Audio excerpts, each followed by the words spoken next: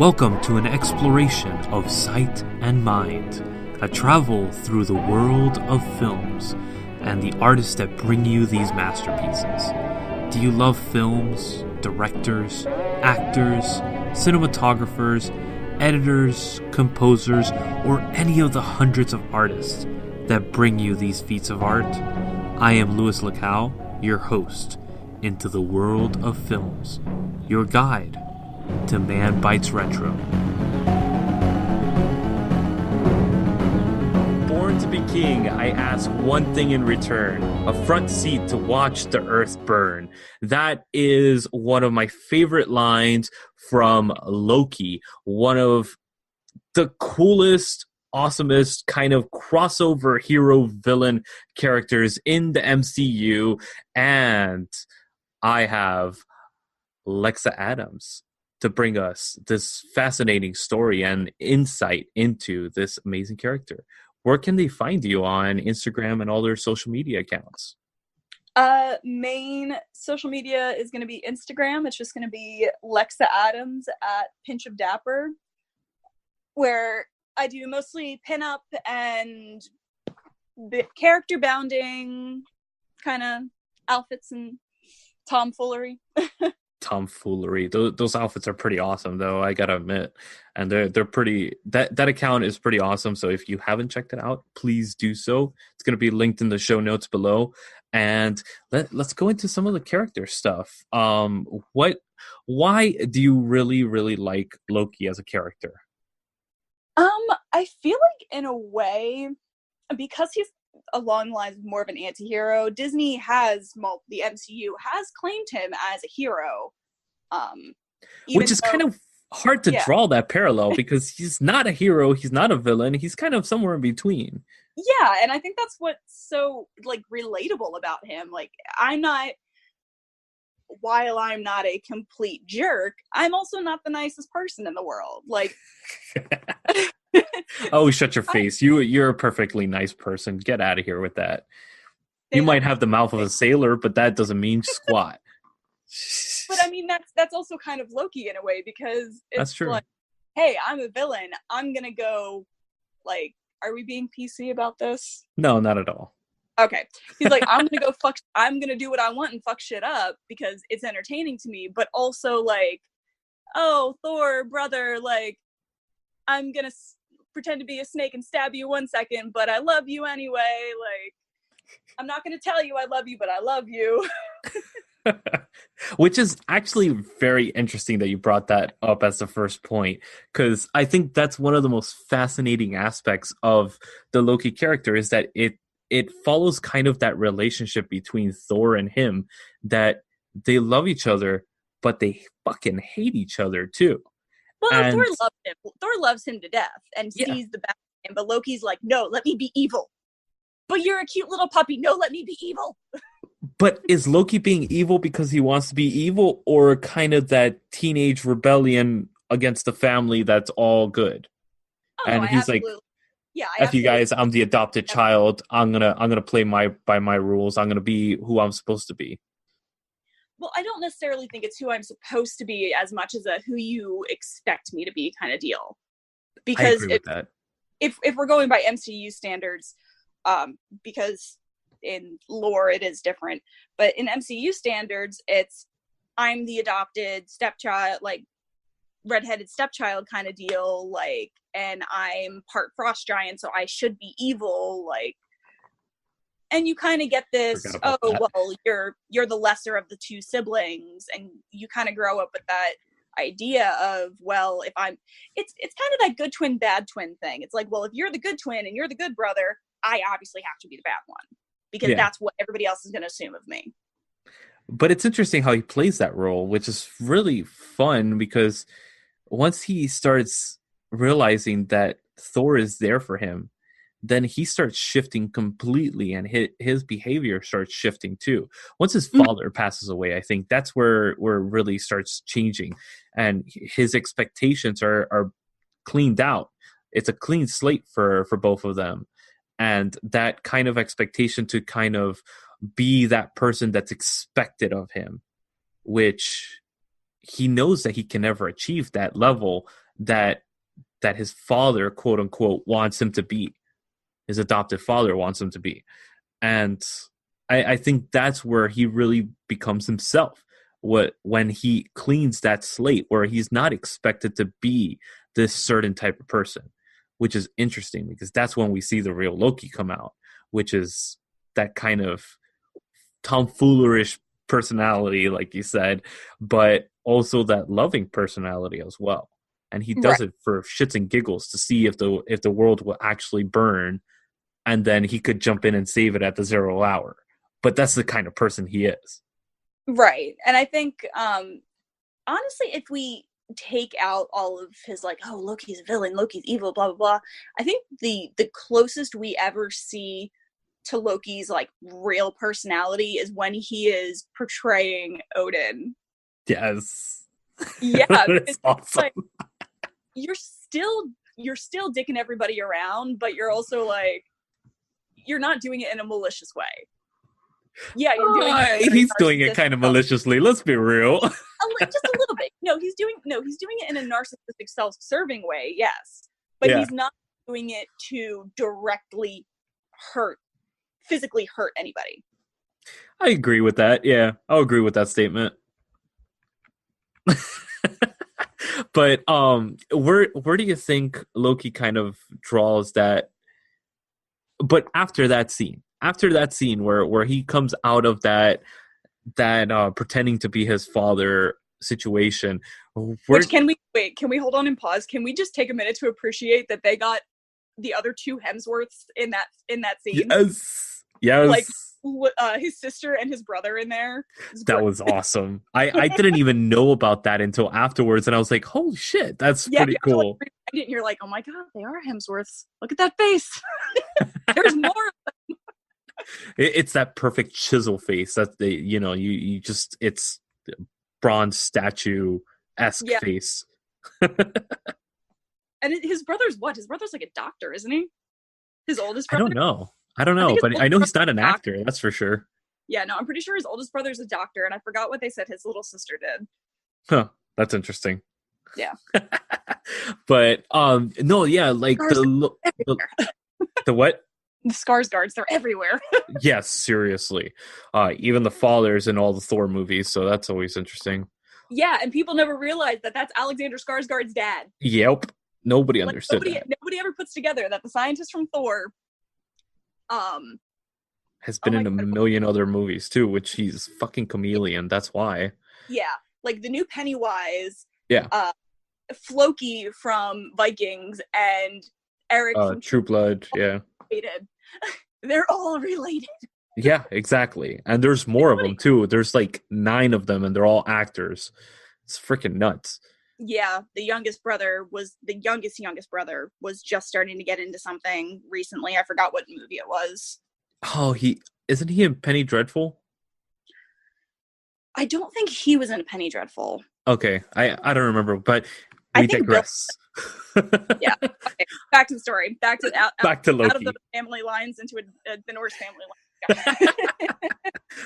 So Loki, after that particular scene where he's imitating his father, I think that he, interestingly enough, goes into this kind of development himself, and he changes his personality because he's not such a cynical asshole as he was before, I think. What do you think of that?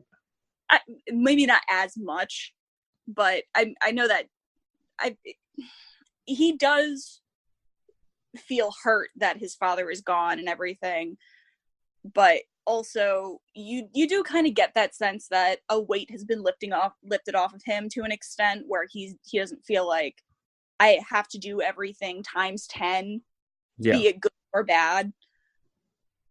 So he kind of just is at that point. Agreed. But I mean, like the scenes in Infinity War, the opening scenes of Infinity War, you kind of see him change. He's a completely different person than he was in the Thor movies before. Even Ragnarok, at the end of Ragnarok, he's completely different. So it's like, it's interesting to see that development as a character, because you see him go from this kind of childish character from the first Thor movie to this really badly written, kind of cynical asshole in the second movie, and then that's why we don't acknowledge the second movie. exactly. And then you have to watch it, but we ignore the first two. Yeah, let me tell you, the Thor movies are not on my top for sure. They are not. And the thing is, it sucks because they're such good characters. Yes, exactly. So poorly done. Like I appreciate Taika so much for what he did for Ragnarok to show that like Thor is worth it. Yeah. That I really wish that we could just wipe the first two and just redo them. Right, that would be perfect. Because let me tell you, Ragnarok, for me, out of my MCU like list, Ragnarok is my number one movie for the MCU. It is my favorite movie. Yeah, I wouldn't put it as my number one, but it's definitely my like top 5. I just love the comedy in it. It is perfect harmony of comedy, seriousness, drama, sci-fi, everything. It has the perfect combination of everything with an all-star cast that just performs their hearts out in this movie, and you just get this nonsensical story, and they play things for laughs. They make fun of themselves all the time throughout the movie. It's so great. And even though you knew some of the spoilers going into it, you still laugh your ass off, which is fantastic. And I think Hemsworth and what do you call it? Hiddleston? Yeah, Hiddleston. Yeah. Both they really developed their characters in this, and they're able to play that character the way that they wanted to. It looks like, and right, definitely they got let go of. Their chains got let go of in both the metaphorical and the actual physical, because with the father's death, I think that's where the story actually takes off. Yeah, and I appreciate it a lot more because I do feel at some point between...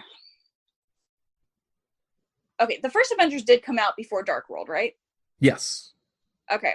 I feel like as an actor, Hiddleston got so hype about that character going into Avengers, and around Dark World, it really does seem like he kind of detached from the character, like he wasn't as Loki, which was totally my text alert for the longest time, and and I loved it. Oh, an evil Loki. So but like he had so much fun with it, and then I feel like something in between that and Dark World coming out, he kind of felt like detached from the character a lot. I think that goes to the fans a lot. A lot of the internet trolls that were really harassing him. Oh yeah. And they were giving him a lot of shit for his character. So I think that's where he kind of withdrew a little bit, and and Ragnarok definitely brought him back to that character. 100%, because you saw the drop off from the first Thor movie to the second. Like the people cosplaying all the characters, all that stuff, it diminished. And then as soon as Ragnarok came around, everybody started cosplaying again those characters, and it's very interesting. Work on my Lady Loki. It's happening. I figure out how I want to do the headpiece. Oh, I got an amazing person that I could recommend for you. But yeah, honestly, the Loki character, I really, really enjoy all the films that he's been in, because he's been in more than just the Thor movies, obviously. He was main key point in it was the first Avenger movies, right? Was the first one? Yeah. Yeah. Yeah, the first one. I'm sorry, say that one more time. Him with the Tesseract. Yes. And I love their interaction even at the end, and that's why I kind of like that they threw it into well, not kind of like, but how they threw it into Endgame. Yes. And Endgame's been out for a while, and I don't care about spoilers anymore. No, at this point, we're good. You deserve this. So seeing him just like running his mouth and having that moment of, oh, that's how the clamp got over his mouth, and then just smacking it on him, just shut up. Shut up. But even just the way that Hiddleston still portrays him through his facial expressions, it's like you still know, even though he can't talk, there's a snarky comment coming at you right now. Which is awesome, because there's so much sass. Yes, there is. And even from the first moment where in Avengers where he's giving that sass to Hulk and then he gets that fucking Yeah. that I'm a flipping. god. Human god. Oh, it is great. It is priceless. He's that sarcastic asshole before the sarcastic asshole existed in the MCU. Yeah. Before Deadpool became a thing, it's probably one of the reasons why Deadpool took such a huge what do you call it fan base was because of the Loki character. That Yeah. they're like, oh, okay, fans like this. Let's try to Yeah. do our Like, own that we have rights to. yeah, they people love to hate. Yeah. You want that character you love to hate. I love Loki, but I hate him because he did this really shitty thing. But then he turned around and did a really nice thing. But here's your snarky comment. So he keeps it funny. He keeps it to where it's that love hate. You need that character. Agreed. How about now? Like, what do you think of Hiddleston? The way that he played Loki. Is there anything that you think? Because obviously you're a fan of not just the MCU movies, but the actual character itself, correct? The character itself and the actor. I mean, Tom Hiddleston, outside of just being a gorgeous specimen of a man, is still an amazing actor. Yes, yes, he is. In all the things he does, and I kind of felt a little like shortchanged when he was in Crimson Peak, and I'm like, here's this great actor, like this great Shakespearean actor. Mm-hmm. Give him a little bit more credit than you're giving him right now. Yeah, and I think his background absolutely played into his character, because what is Shakespeare if not overacted? Yeah. Which is perfect for Loki. It's like, I am. He's not Loki. He is not Loki. It feeds into the character so much, and it's this over exaggerated. That's why people joke that he's a Disney princess. I say he's a Disney queen. I would say a queen. Yes, definitely. Yes, he's a queen. But it's not in an obnoxious way. It's like, it's no, in an not at all. way. Not at all. But what do you think of the actual actor himself? Do you think that, like the Robert Downey Jr., this character is cemented with this actor? I don't think that anybody else could replace what do you call it, the Loki character anymore, because it's become so ingrained. Because I love Hiddleston and I love the character, I will say that I do very, very, very much enjoy him as Loki. However, to say that he couldn't be recasted is kind of a stretch, because I would love to see Neil Patrick Harris play Loki. Ooh, that would be interesting. That would. So I'm not saying that, because it's like, we were joking about it the other night because we were watching Winter Soldier, and I'm like, oh, maybe they killed off Captain America, or Evans as Captain America, so they can bring him back as the Human Torch, because who else played the Human Torch? Like, I wouldn't doubt it. I'd love to see that happen. Oh, that would be such a like kick in the ass to all the fans. Yeah, it's so worth it. It's like, but are you really mad though? Because oh, hell no. Find a better Human Torch. Yeah. Like, because you can't. I feel like there are a few characters in the MCU that could be recasted. Always. However, characters like Iron Man and Doctor Strange, they're not ones who can be recasted. Like, I cannot picture anybody else playing those two characters. Yeah, I could see that. I'm the same way with Black Widow, though. Like, I can't see. Scarlett Johansson did such a phenomenal job with that role. Yes and no. She did an amazing job, but I feel like if I actually like sat down and put the time into it, I could probably recast her somewhere else. Okay. But it would definitely be sitting down. It wouldn't be me sitting here being like, oh yeah, no, Neil Patrick Harris for Loki, down for it. So yeah, she's a little bit more cemented, but that cement might not be dry. We'll put it that way. All right. And you actually answered my next question, which was who would you want to replace him? But yeah, that's I could see that. I could see that 100%. For me personally, I don't think that I would like to see that Loki character retired if they decide to move away from Hiddleston as an actor. For whatever reason. They will absolutely lose. Even if you got like the most amazing actor, you cannot replace anybody in the MCU at this point. Yeah. Yeah. It's not possible. You would kill an entire. That's why they did Tony the way they did, Yeah. because they knew if they lost Robert Downey Jr.'s Iron Man, that portion of the franchise is done. Yeah.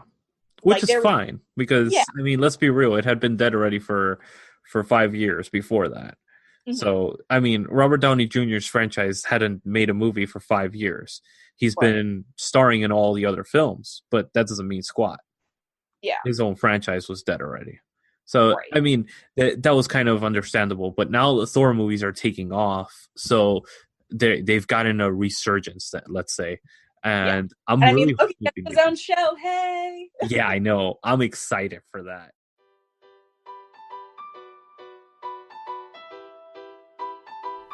Hey, you lovely nerds! This is Joe coming to you from Diversely Geek. Diversely Geek is a global nonprofit that promotes self-acceptance by highlighting the positive messages of fandom. We're all fans of something that has affected us for the better. We like to express that love by embracing our inner geeks with you all on our podcast, Diversely Geek Discusses. We also have a podcast for any Whovians out there called Doctor Who in Review. We often partner with Manbitesmedia, so you're bound to come across us sooner or later. You can find us on all podcast platforms as Diversely Geek Discusses, and on all social media platforms as Diversely Geek. You can also subscribe on our website, diverselygeek.org. Live long and may the Force be with you.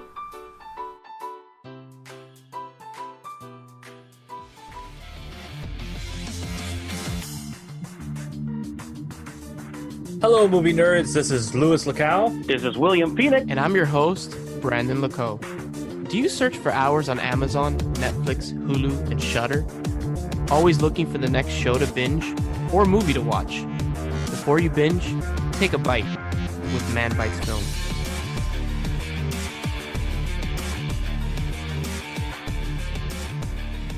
Which that's my next thing. What do you think that they're going to cover with the Loki show? that's what I'm so confused about, because I'm like, are we trying to like keep it present? Some people are theorizing that they're gonna almost like a prequel, not necessarily like attached to Avengers or anything like that, but like, oh, what was Loki doing in like the 20s or like blah blah blah. And I'm just like, how are they gonna play this? I have no clue what direction they're going with, because especially just having it be like, the MCU is trying so hard not to have a multiverse and denying left, right, and center that they have a multiverse, but that's what it is. That'd be interesting to see him as a kid. Yeah, I mean, I feel like we could see that, but we know Hiddleston's going to be in it, so I can't see them playing the whole flashback thing. Is Hiddleston? I haven't heard that Hiddleston was going to be in the whole thing. I thought he was just going to be part of it, like small parts. I was under the impression that it was full on. Yeah. Oh, you know, it'll be interesting. So I could be wrong, but I mean, that's what I was under the impression that it was going to be.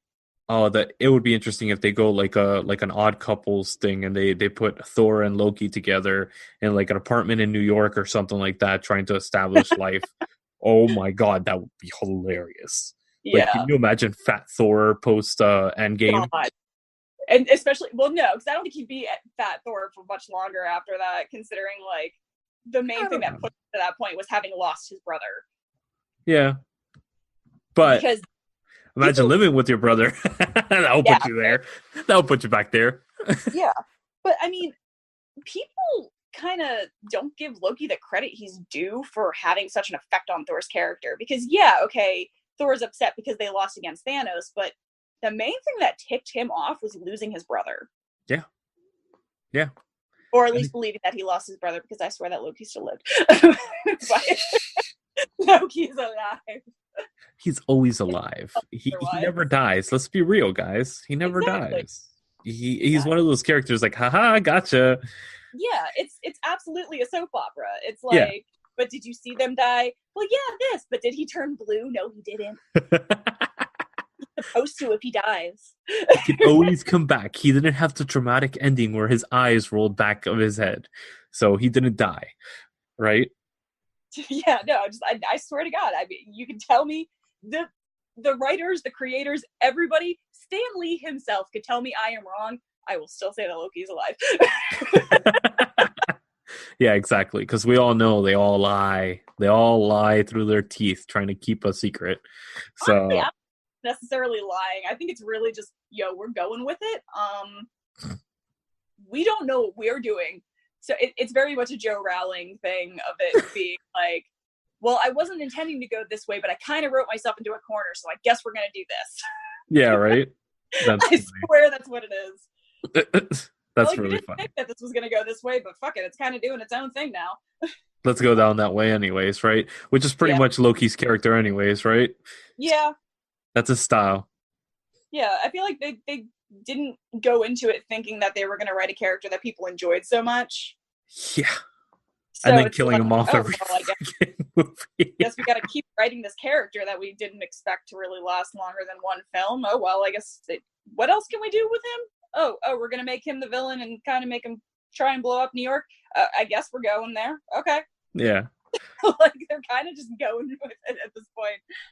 It's interesting how they piece together those segments, and they kind of piece together that character randomly. You're very right about that. It feels like an afterthought in a lot of the things, and like, oh, let's whip this together quickly. Yeah, I mean, no franchises without their flaws. Oh, of course, is what it is. We appreciate them for what they do. Yeah, exactly. And let's be real. The MCU, they're definitely doing something right. And I think one of the most interesting things is that they're combining all these character stories into one narrative. They're literally creating a cinematic universe, and they're one of the very few that have been able to actually accomplish this correctly and well, for that matter. And I think it's interesting to see each of these characters playing roles in other films throughout the franchise, which is really cool because Loki's character takes off a lot in other films, not just in the Thor movies, which is really cool to see. And you could see Hiddleston's performance shine in other movies too, because the first two movies are his performance is okay, but it really shines in Ragnarok. It shines in the Avengers. It shines in other movies other than the Thor movies. And it all depends on the director that's involved. It all depends on the person that's behind that camera telling the actors, look, you got to do this thing. This is what I want you to do. And give the guidance to them. And if you don't give guidance, especially movies like this, that you're talking about a professionally trained actor that is Shakespearean play actor, fucking Broadway actor type of thing. And he doesn't have a stage to perform on because it's all green screen. He's not used to that. So his performance in the first film, it reflects that a lot. And you could tell. Even though the director tried to grab sets and try to use, actual practical effects and stuff like that, you could tell that they're the scenes that are not practical. He looks all like disoriented in some scenes, and you're like, yeah, he's not used to acting in green screen at all. Well, I mean, that's an issue that just about any actor has. You can ask that question to anybody in an interview, and they will tell you, like, it's so hard, like, not knowing what you're up against. Like, yeah, we can give you like half of this, or we can give you a ball at the end of a stick and tell you this is what it's going to look like, but you still kind of don't know how to act towards it. Yeah And that doesn't matter how seasoned you are at that point. I mean, yeah, but even though, like, it's especially for theater actors going into film, you could see the jarring because they're used to performing in front of a stage. Well, I would have to disagree with that because there's one, it's not King Arthur. It's one of the other ones he did that I haven't been able to get my hands on yet. But being an actor, especially a Shakespearean actor and like everything like that, there is, I don't know how familiar you are with like black box and everything like that. A little bit. So you're literally acting against nothing. The whole theory behind black box is your entire set is made up out of black boxes. Okay. So they can be put in any configuration, and it's you as an actor making the audience believe they're seeing what you're supposed to be seeing. Yeah. Yeah, that's very true. You're right about that. So that's to say, like, screen, hey, basically. I'm going to give you a green screen. I want you to make me believe that we're in Asgard. Yeah. I have a feeling there was a lot of miscommunication as to what it was going to look like and what they were going to be acting against, which kind of led to those, like, what am I doing kind of things. Yeah, because you see it in the first film. Yeah. A lot. And then the second film, was just badly written. So I can't tell if that was the acting or the directing or the what do you call it, the actual script itself. But I think it's a little bit of both. yeah. Yeah. So the second one's kind of I throws a wrench in the theory any which way you put it. But the third film, you see it so much better when they change the director. And you see it completely different, and you see that the director actually gave a shit and was directing them where to go, how to look, and what they're reacting to, honestly. Yeah. And honestly, I think if the MCU strays anywhere from Gunn and his brother or Taika Waititi at all, like, I would be very disappointed. Like, yeah. I'm not a huge fan of Taika Waititi. I've seen what we've done, what we do in the shadows and everything like that. I'm like, it's not necessarily my type of comedy. And honestly, some of Taika's delivery on his own comedy, I'm just like, ooh, I don't know how I feel about that. Like, it's kind of so deadpan. I don't know if you're being sarcastic or if you're being serious. Which I feel like is a lot of people's problem with oh my god, what is her name? She played Carol Danvers. What is her name? Oh, Captain Marvel. Yeah, Captain Marvel, but, like, what's the actress's name? Oh crap. Oh my god. Yeah, brain fart. Jesus Christ, I can't remember her name either. Yeah. Brie Larson. There you go. Sorry. Wow, that was a stupid moment of mine. But I feel like that's people's issue with Brie Larson is, like, their delivery on certain things kind of leaves you confused. So it's like, I think you were going in this direction with it, but here's what I got from it. Having a director like Taika who kind of acts the same way, and still being able to get the performances that we did, shows that they're also being allowed to be their character themselves. They're not being handed a script and being like, this is you. This is what you're doing. It's, hey, here's what your character should be doing. Tell me what you think, work on it, see how you would play the character, like, if you have any changes you're going to make to it or add to it, like, they were given a lot more freedom. Agreed. They obviously weren't given in the first two. Yeah. And that's the problem. It's like you honestly, if you want to jump into any of the Thor/Loki movies, you want to look at Ragnarok. I think honestly, if you want to get the history of the backstory and all that stuff, you could jump into the first two movies, but don't expect them to be great movies. Don't expect them to be good movies, and don't expect them if you have any sort of knowledge at all of Norse mythology. Do not expect. Oh, that was a kick in the fucking balls when I first saw, like, the first one. I was like, this is completely wrong. What is what? Yeah, you're like, you start picking things apart. It's like, they're not even actually brothers. Like, blah blah blah. It's not for people who stand by aggressively historical accuracy. And I'm one of those. So when I see like films like this, and I'm like, yeah, no. Oh god, no. You hear me go on a tangent about historical accuracies. You get me on a conversation about the CW show Reign or the movie Dracula Untold. I will go on a tear. Oh, Dracula Untold. We don't talk about that movie. That doesn't exist.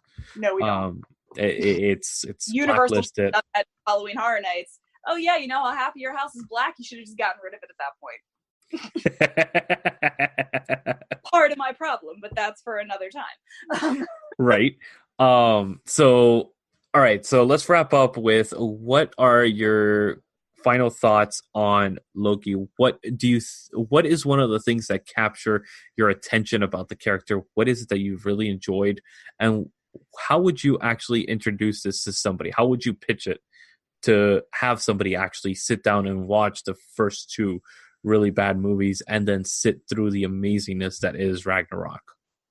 Honestly, I wouldn't even necessarily start people in the realm of Thor. I would definitely say, hey, sit down and watch Avengers, connect with the character that way, watch Ragnarok, and then if you feel so inclined to get any sort of backstory that doesn't even necessarily play into anything else that's going on, because Yeah, to it's be kind of its honest, own thing.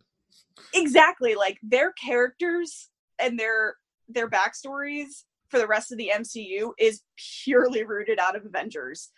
You could not watch the first two and not care. The only time that the first two have any sort of relevance is in Endgame when he brings up his mother Frigga, and that's it. Yeah. Because I'm just like, oh god, that's right, she did die, didn't she? How did she die again?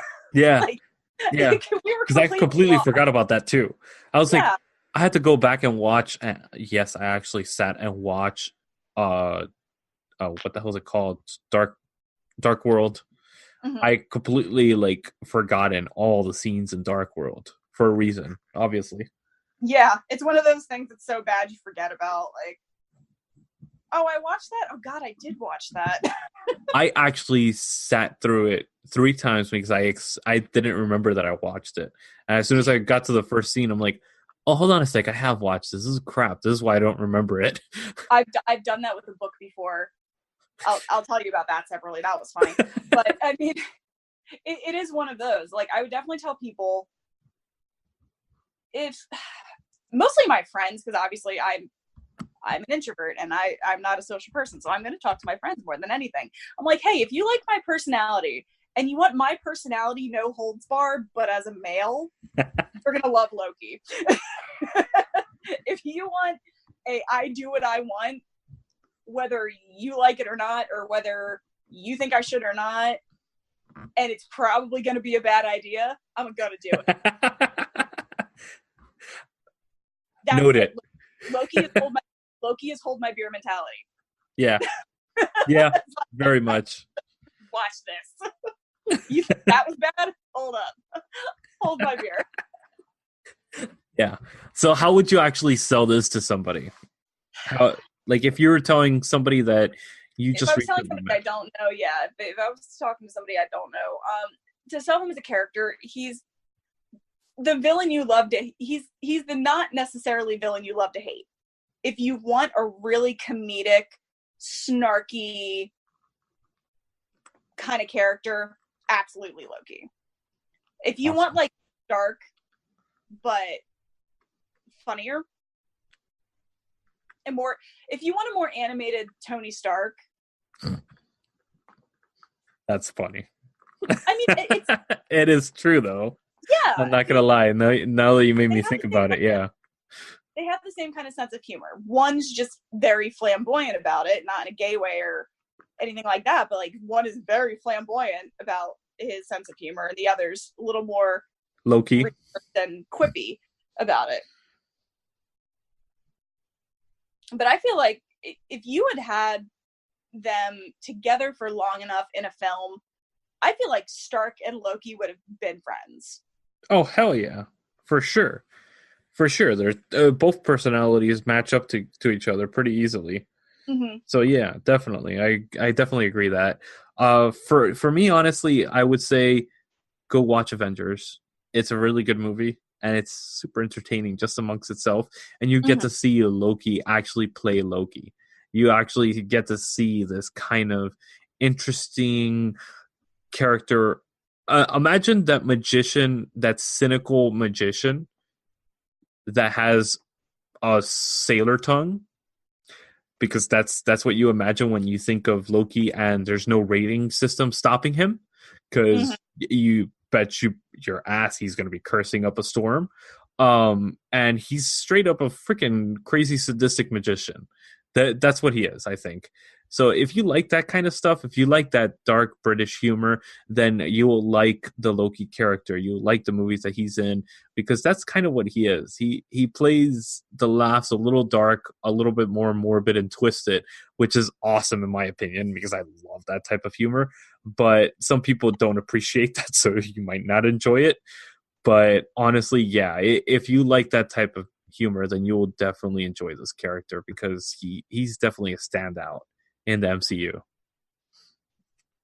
Yeah, I definitely think. I think if you look at his character, as much as you want to hate him as a villain for some of the things that he's done, it's also kind of, if you think about it, he's really only trying to one-up his brother. He's really not trying to overtake the universe or anything like that, or like rule mankind because I am all powerful. It's like, if I can do it, I'm gonna do it. Yeah. I want to see if I can do it. I want to see if I'm not even necessarily trying to win, but I'm gonna see if I can, just in case. Yeah. And you love seeing like all the little consequences of things play out. He plays his own version of checkers, not chess, because he's not a pro at it. He plays checkers. Let's be honest. So yeah, I really appreciate your input on this. And honestly, thank you so much for joining us for this show. Hello? Yeah, sorry. Oh, okay. No. Let me start that over again.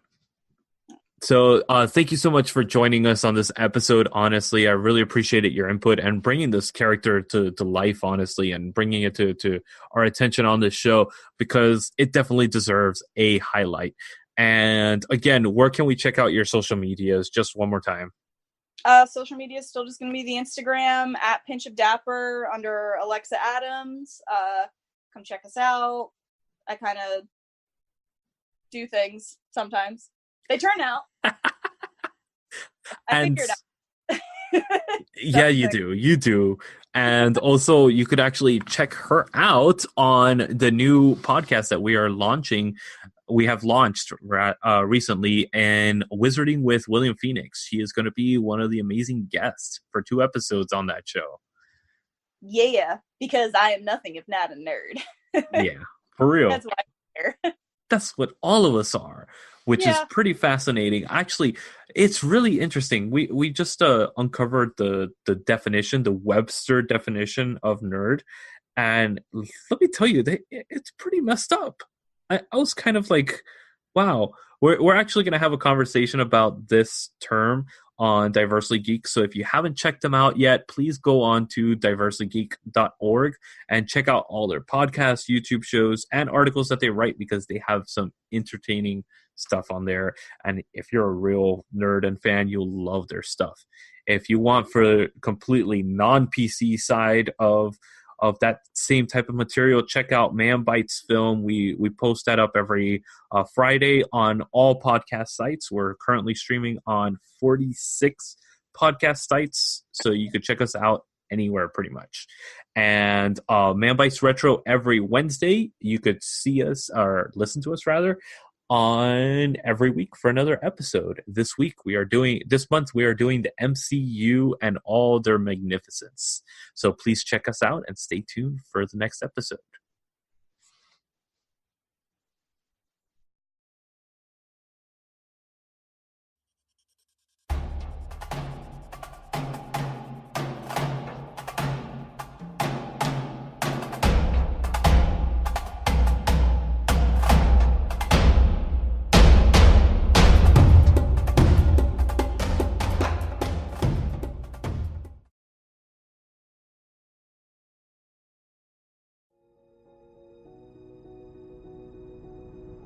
As the songs of awakening rang through, the world was created. The silence was broken. Middle-earth, with its rolling hills, broken mountains, flowing rivers, and beautiful forest, was created. Cellar Door is a journey into the mythology, the mystery, and the beauty of Middle-earth. Sit back. Close your eyes. And imagine.